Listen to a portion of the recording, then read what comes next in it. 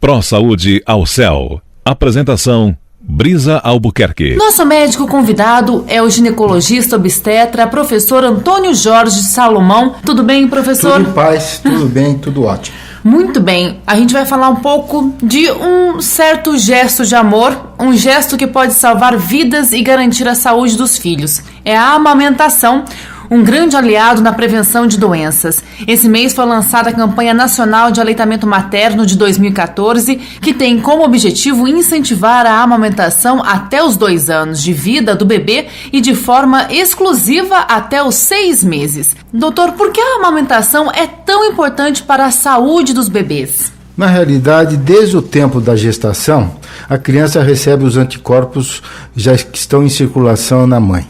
Mas o leite materno é natural. Com raras exceções, nós temos crianças que teriam alergia ao leite materno. O que muitas vezes acontece é que a mãe não preparou o mamilo adequadamente, ou ela não tem um mamilo adequado para amamentar, ou ela, infelizmente, por razões de trabalho, não teria tempo suficiente para amamentar 2 anos.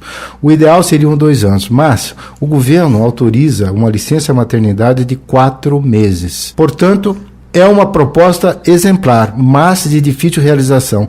Não há dúvida que o leite materno é aquilo que há de melhor. E outra coisa, eu chamo a amamentação o momento mais nobre da mãe. A criança depende da mãe e a amamentação é o subsídio, é o substrato, é a vida, é o conforto, é a segurança que aquele recém-nascido que não fala, que chora, que abre os olhos, faz careta, poderia receber. Bom, e também é importante para a saúde da mãe. Na realidade, a saúde da mãe só se for emocional, porque muitas mães sofrem muito quando amamentam.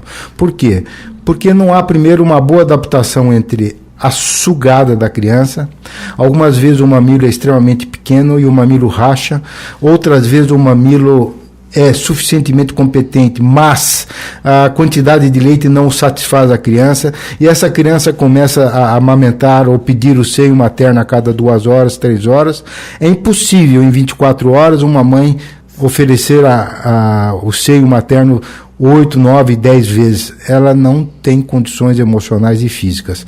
Tanto é verdade que muitas mães, apesar de saber que a vida da criança é a amamentação, desistem de amamentar. Outras vezes vem infecção, rachaduras do mamilo, mastite, enfim. É uma troca importante, mas nem sempre realizável. Mas para que não tenha esse problema de rachadura, infecção, tanto sofrimento para a mãe, né, ao amamentar, é possível, então, durante o pré-natal, preparar o seio da mãe?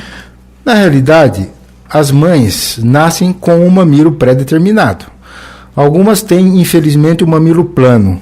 Outras têm um mamilo extremamente longo. E quando o mamilo é extremamente longo, toca no fundo da boca da criança, os curiosos chamam de campainha.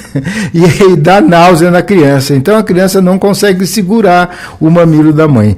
E na realidade, o mamilo é fundamental. Se não houver uma boa adaptação entre o tamanho ou o volume do mamilo e a boca da criança, muitas vezes esse mamilo escapa da boca da criança, a criança fica cansada, chora, dorme, e rapidamente, depois de 1 hora, 1h30, 2 horas, já está acordado pedindo novamente o seio materno. É óbvio que amamentar é nobre, é óbvio que amamentar é importante, tanto para a mãe no aspecto psicológico, de ser importante para aquela criança, e a qualidade do leite é muito mais importante ainda para a criança. Agora, existe uma situação muito curiosa, que é raro, mas existe.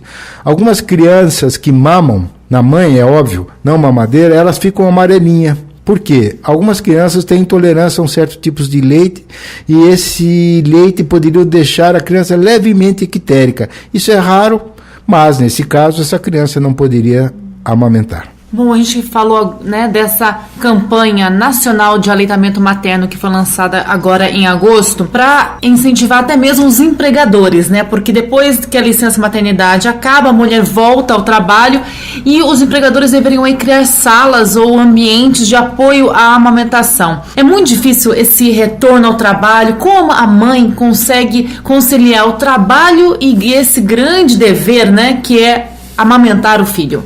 Olha, eu dei aula na Faculdade de Medicina da Universidade de São Paulo, Pinheiros, USP, durante 40 anos. E muitas das minhas residentes estavam grávidas tiveram a criança e depois de vencida a licença de gestação, elas continuavam amamentando. E algumas vezes eu vi essas pacientes, essas colegas médicas residentes, saindo correndo do hospital para ir amamentar porque o leite começava a extravasar pela roupa. E nem sempre elas conseguiam chegar num horário adequado. Falta, não há a menor dúvida, estrutura para essa ideia maravilhosa de amamentar até os 2 anos. Mas eu queria fazer um reparo.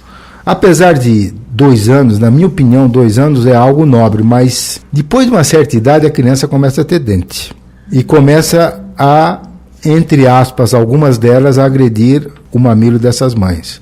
E algumas crianças começam também a gostar muito mais daquela alimentação inicial, as suas papinhas, do que o leite materno. Então, nós devemos reanalisar esse quadro. Eu, pessoalmente, acredito que 6 meses a 1 ano é o suficiente. Eu, Antônio Jorge Salomão, acho que 2 anos a criança não vai querer mais o leite materno.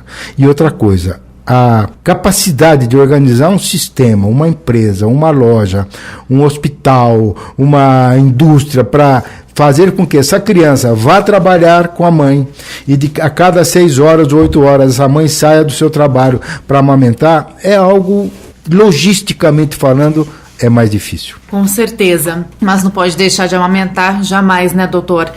Bom, o senhor comentou que tem mães que não conseguem amamentar os filhos, exatamente alguns problemas no mamilo, e tem outras que, graças a Deus, conseguem amamentar, até sobra leite, e muitas começam a doar para as crianças, né, que não tem uma mãe que possa amamentá-las. Como é que funciona, então, o banco de leite?